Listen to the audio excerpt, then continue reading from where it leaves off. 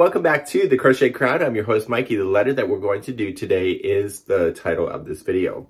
It's only going to be in right-handed format for this because I've been told that if you flip the video camera for the left-handed version, the letters will appear backwards for my left-handed audience. So to not upset anybody, it will not be available in left-handed.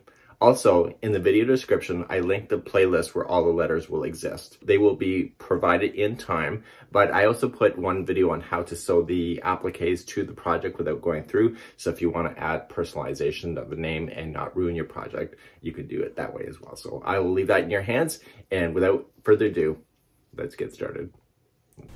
So let's make the letter X, and this is going to be made up of two pieces that will cross over top of each other when you're sewing it down using a 4.5mm size G crochet hook with Karen 1 pound. So let's begin with a slip knot, and you need to chain a total of 8. You need to make 2 of these. Make sure you do 2 of them. So 1, 2, 3, 4, 5, 6, 7, and 8. And then slip stitch to the second, or sorry, single crochet second chain from the hook and all the way back.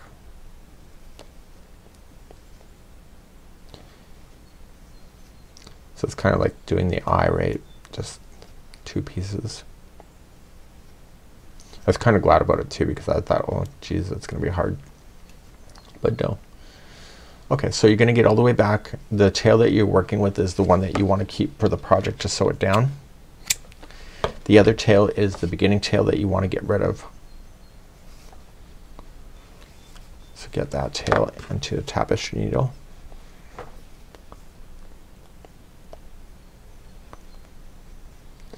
And so you want to do 2 of these in order to make it work.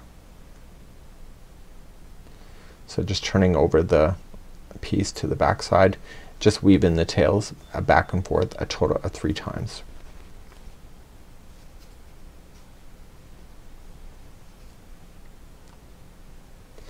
So this particular one, when you sew it down to your project, is that you will have 2 pieces that will overlap, and I would pin them down as well when you go to do that, so make sure you get it right. Not too many people have an X in their name, depending what you're doing, of course. And so you'll do one of these, and then you'll do another one. This is actually letter I, and when you go to do it, you'll sew it down and they will cross over, and that will be the letter X.